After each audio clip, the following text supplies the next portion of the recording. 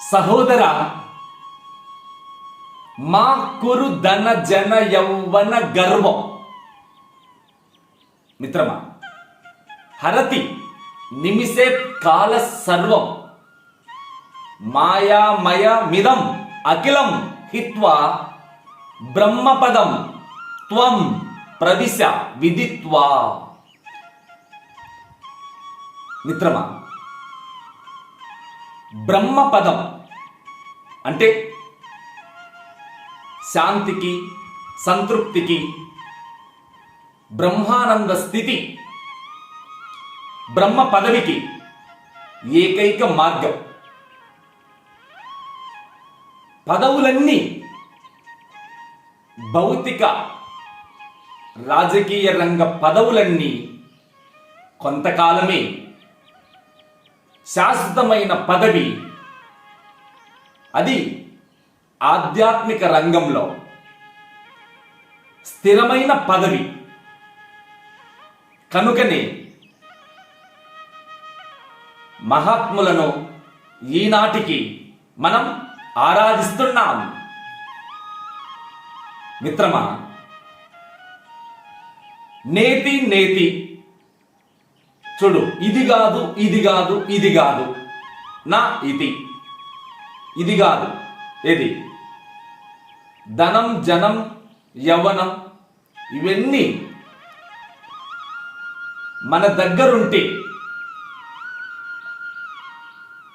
అహాన్ని దూరం పెడితే మన జీవితం ధన్యం.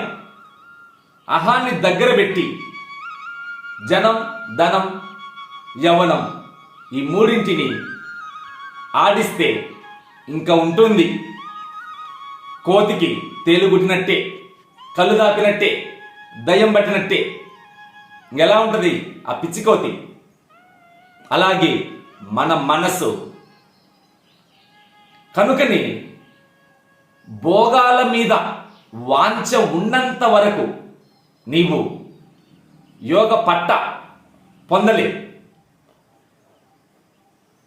రోగి ఆసుపత్రిలో, భోగి విషయ భోగాలపై, యోగి సాధన విషయాలపై, త్యాగి బ్రహ్మానంద రసికత్వంపై నిత్యం చరిస్తూ ఉంటారు. బ్రహ్మానంద స్థితి అన్ని భోగాల కంటే పరమానంద భోగం. కనుకనే చక్రవర్తులు రాజ్యాలను సైతం తృణంలా త్యజించి బ్రహ్మానంద సామ్రాజ్యం కోసం పరుగులు తీశారు. అడుగో, భగీరథ చక్రవర్తి రాజ్యాన్నంతా త్యజించి త్రితలుడని తన గురువు దగ్గర బ్రహ్మ విద్య పాఠం నేర్చుకున్నాడు. అడుగడుగో జనక చక్రవర్తి రాజ్యంలోనే ఉంటూ ఎస్య నాహం కృతో భావో బుద్ధిర్ ఎస్య నలిప్యతే అత్వాపి సైమాన్ లోక నహంతి నిబద్ధతే. మిత్రమా, రాజ్యం, జనసీమ, సమస్త భోగభాగ్యాల నడుమ తానుంటూ తనలో ఆ ప్రాపంచిక భోగాలను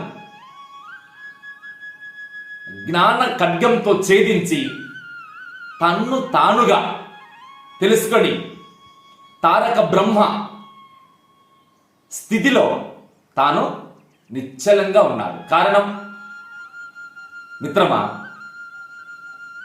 జ్ఞానం గ్రహించిన తరువాత నువ్వు ఎక్కడ ఉన్నా యోగివే. ఆ జ్ఞానాన్ని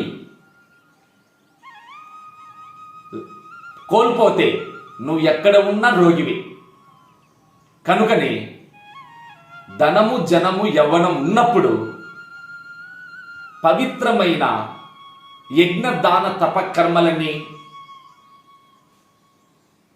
సత్క్రియలను నువ్వు పాటిస్తుంటే నీ జీవితం సుఖశాంతులకు నిలయం. మరి దానికంటే కూడా శుభేచ్ఛ విచారణ తనుమానసి సత్వాపత్య అసంశక్తి పదార్థ భావన తురియడ్ సప్త జ్ఞాన భూమికలు. శుభేచ్ఛ, నేను ఈ ధనజన యవ్వన గర్వాలతోనే కాలాన్ని వృధా చేస్తే నా జీవితానికి ఉత్తమ శాంతి సౌఖ్యాలు దొరుకుట దుర్లభమని జ్ఞాన వీక్షణంతో సత్యాన్ని గుర్తించి ఇంతకాలం నేనెందుకు మూడులాగున్నా పవిత్రమైన సద్గురువును ఆశ్రయించి ఉత్తమ జ్ఞానబోధను ఆస్తిగా సంపాదిస్తే సమస్త దుఃఖాలు ఉపశమిస్తాయి. సూర్యుడు ఉదయిస్తే చీకట్లన్నీ విచ్ఛిన్నమై ప్రపంచమంతా ఆనంద కాంతి రేఖలతో విశ్వం సుఖశాంతులకు నిలయమై ప్రకాశించినట్లు సూర్యోదయం సకల భూతకోటిని తమస్సు నుండి ఉత్తమ సత్వగుణంలోకి తీసుకుని పోతుంది. కనుక రాత్రంతా ప్రపంచంలోని ప్రాణికోట్లు తమస్సులో ఉంటే ఉషస్సును ప్రసాదించి సమస్త భూతకోటి భావానుగుణంగా యశస్సులను అందిస్తున్నది ఆ సూర్యోదయం.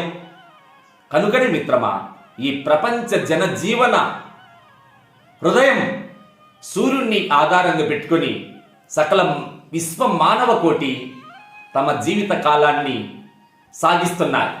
కనుకనే సూర్యుడు ఆదర్శ వేదాంతి. తానేమి బోధించడు, తాను మాటలు పక్కన పెట్టి చేతలతో విశ్వాన్ని చేతనత్వం కలిగించి నిరంతరం జాగృతి చేస్తుంటాడు. మిత్రమా, సూర్యుడు ఉదయించేటప్పుడు ఎర్రని కాషాయ వస్త్రం ధరించినట్లు, అలాగే అస్తమించే సమయంలో అదే డ్రెస్సుతో తాను అదృశ్యమై తన స్థితిలో తానుంటాడు. కానీ మిత్రమా, ఇక్కడ ఎరుపు త్యాగానికి చిహ్నం. ఒక్క త్యాగి మాత్రమే లోక కళ్యాణార్థమై తన జీవితాన్ని సమర్పించగలడు. త్యాగే నైకే అమృతత్వ మానసు నాయమాత్మ ప్రవచనేన లభ్య నమేదయ నా బహునా శృతేన. ఇది సహస్రావధానాలలో ఆరితేరి చిందులేసిన మహా విద్వాంసులైన ద్వంద్వావధానంలో విజయాన్ని పొందకపోతే మరి వారి హృదయాలలో వెలితి కలితి దూరం కావడం కష్టతరం. కనుకనే ఆధ్యాత్మిక రంగంలో ఇంద్రియాలు ప్రధానం కాదు, దేహం ప్రధానం కాదు, మనసు కాదు, బుద్ధి కాదు, కేవలం నేతి అంటే ఇది కాదు, ఇది కాదు, ఇది కాదు అంటే దేహం సత్యం కాదు, ఇంద్రియాలు సత్యం కాదు, మనసు సత్యం కాదు, బుద్ధి నో. ఏది సత్యం? ఆత్మ ఒక్కటే సత్యం.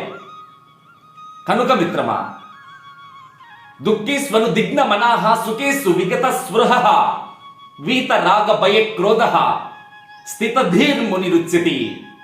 సుఖదుఖముల యందు మానవమానముల యందు ఎవడైతే సముడై ఎటువంటి పరిస్థితినైనా బ్రహ్మ భావనతో జీవితాన్ని బ్రహ్మమనే పవిత్రమైన జ్ఞాన స్వరూపంతో దృష్టిని తీర్చిదిద్దుకుంటాడో అలాంటి వాడే ఈ సృష్టి బ్రహ్మస్వరూపమై ఈ సృష్టి దర్శనమిస్తుంది. కనుక మిత్రమా, పండితులైన పామరులైన సామాన్య మానవులైన ఎవడైతే ఈ పవిత్రమైన ఆత్మ వైభవం ఆత్మానుగ్రహం నేను సంపాదించుకొని సర్వ సుఖశాంతులకు నిలయమైన బ్రహ్మానందాన్ని పొందాలి అని తీవ్రమైన వైరాగ్యం ఎవరికుందో వాణ్ణి మాత్రమే ఆత్మ అనుగ్రహిస్తుంది. కేవలం విద్యా పాండిత్యం ప్రభావం ఆత్మ దగ్గర పనిచేయదు. మరి పుట్టింది మొదలు గిట్టేంత వరకు అద్భుతమైన విద్యలన్నీ అభ్యసించి